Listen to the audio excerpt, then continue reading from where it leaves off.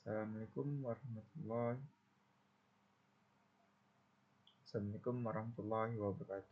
Perkenalkan, nama saya Khalil Fariza, NPM 2235101312. Di sini saya akan menonton dan menyimak dari tugas pertemuan yang ke-6, masih tema yang sama, yaitu React Native. Saya akan menonton YouTube dari dosen saya sendiri, Pak Rizky Fadila.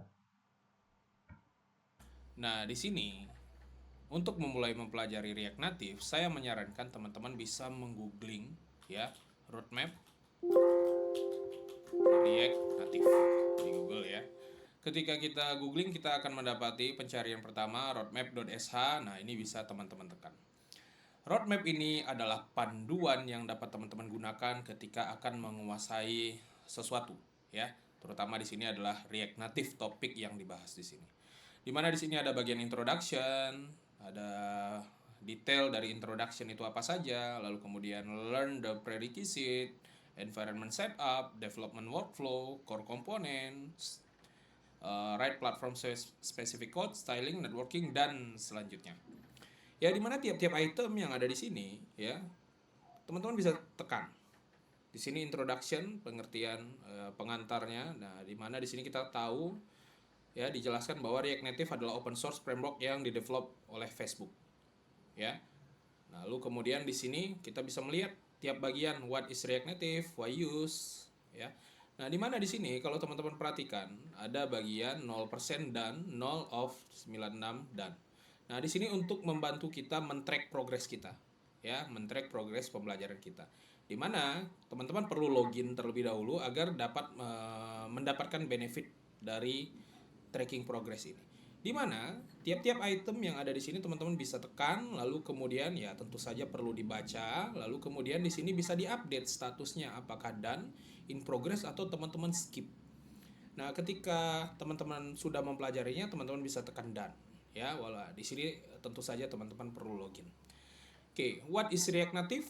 Nah, ini tentu saja perlu dipahami dan di mana di sini teman-teman perlu memahami React Native dari mana? Dari dokumentasi resminya. Ya, di dokumentasi resminya ini ya React Native halaman depannya kurang lebih seperti ini. Untuk saat ini kita dapat membuat project React Native Learn Once, Read Anywhere ya. Tidak hanya untuk mobile saja, bisa juga untuk web. Desktop maksud saya, desktop di sini bisa desktop Mac OS dan juga Windows, Android, iOS ya. Nah, di sini ada Chrome. Ya, tentu saja untuk browser di sini. Chrome, Mozilla, Firefox, beberapa browser yang populer. Ya. Create native apps for Android, iOS and more using React. Jadi, React Native ini dia menggunakan React. Oke. Nah, ini tentu saja teman-teman bisa masuk ke Get Started. Nah, bisa membaca yang ada di sini. Lalu kemudian, nah, setelah introduction lanjut ke learn the prerequisite. Memang di sini teman-teman perlu memahami ya, untuk mempelajari React Native ini perlu memahami JavaScript dan juga React. Makanya arahan saya ya memahami atau merefresh pemahaman kita terkait React, JavaScript dan React ini. Dimana di sini juga ada JavaScript roadmap. Nah, bagi teman-teman yang tertarik mendalami bahasa pemrograman, contohnya di sini adalah JavaScript, teman-teman dapat mengeksplor yang ada di sini. Sekali lagi, ya saya harap teman-teman ketika lulus minimal ada satu bahasa pemrograman yang teman-teman kuasai. Ya, nah teman-teman bisa belajar dan dipandu lewat web ini. Misalkan di sini introduction to JavaScript terkait variabel, data type, typecasting, data structure, equality comparison, loops dan lain-lain. Ya. Nah, ini sebenarnya tidak hanya JavaScript ya. Teman-teman bisa klik bagian ini ya atau bagian home ini, teman-teman bisa melihat roadmap berdasarkan role base. Nah, ini role base pekerjaan ya. Ada front end, back end, DevOps, full stack dan lain-lain dan juga berdasarkan skill base. Skill base di sini ada React ya. Ya, kemudian ada Vue, ada JavaScript juga. Nah, kalau teman-teman ingin mempelajari Python juga bisa, silahkan. SQL ada di sini. Misalkan Python. Nah, di sini adalah roadmap yang sangat baik sekali. Sekali lagi saya menyarankan menggunakan fitur tracking ini, track progress ini. Oke. Nah, kita kembali ke React Native tadi. Nah, kalau misalkan dirasa terlalu banyak, teman-teman agak bingung mencari React Native di mana, tinggal di googling seperti tadi, atau di sini bisa ditulis React Native, ya, bisa ditulis React Native tadi udah ketemu ya di sini. Oke, kembali ke React Native. Nah, di sini yang perlu saya tekankan adalah bagian environment setup. Bahwa ketika kita akan mulai coding, kita perlu mempersiapkan ya environment kita, men-setup environment kita. Di mana di sini ada ya ada dua garis putus-putus di sini Expo dan React Native CLI.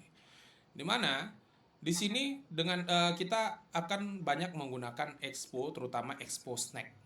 Ya, Expo ini sendiri adalah framework ya and a platform that allows you to develop, build and deploy React Native application easily and quickly. Nih, ini kata kuncinya. Create Expo app, di sini command line yang dapat kita gunakan untuk mengenerate. Lalu kemudian di sini ada namanya Expo Snack. Expo Snack ini adalah online playground and development environment for Snack. Ini kita bisa di mana kita bisa lihat Expo Snack website di bagian ini. Ketika kita tekan, kita akan muncul tampilan seperti ini. Saya menyarankan teman-teman perlu login terlebih dahulu. Ya, pastikan login terlebih dahulu. Kalau belum ada akun, silahkan buat akunnya terlebih dahulu. Nah, di sini seperti tag codingan, dan bagian kanan ini adalah preview. Preview apa yang telah kita buat. Di mana di sini kita bisa lihat struktur project kita sangat sederhana, template di sini ya ada app.js, ini adalah komponen utama. Di sini adalah bukanya di web seperti apa menggunakan device kita. Maaf perlu tidak mungkin kita komponen karena aplikasi kita tentu saja akan kompleks ya. Nah, komponen itu bisa kita kumpulkan dalam satu folder, misalkan di dalam folder komponen ini. Ya, atau mungkin nanti semakin kompleks lagi struktur folder biasanya set example misalkan JSX yang ditampilkan di lalu kemudian untuk bagian CSS ya stylingnya seperti ini lalu kemudian nah ini komponennya bernama komponen asset example ya gunakan di app import asset example dari mana dari sini. Oke, kemudian ditampilkan di sini. Nah, ini kalau kita hilangkan maka nah, misalkan kita tampilkan yang paling cepat itu di web ya karena kalau untuk Android kita perlu mengantri. Nah, kita perlu biasanya nah, di sini langsung muncul. Oh, tampaknya sekarang tidak perlu mengantri ya. Tapi ada kalanya mungkin nantinya teman-teman perlu mengantri karena ada banyak yang menggunakan ini. Nah, ini tampilannya. Kalau saya kembalikan, aduh ini Grammarly saya agak mengganggu. Oke, asset example saya kembalikan. Nah, muncul.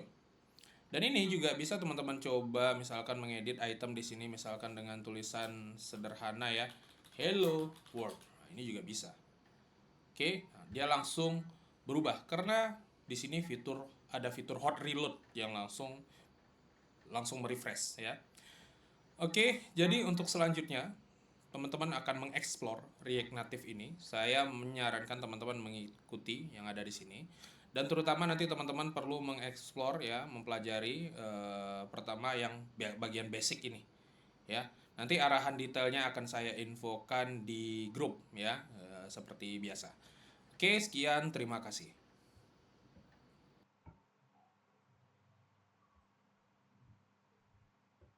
Itu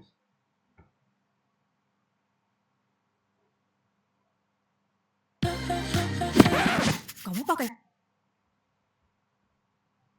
itu saja yang saya sampaikan. Itu saja yang saya tonton. Semoga bermanfaat untuk semuanya. Assalamualaikum warahmatullahi wabarakatuh.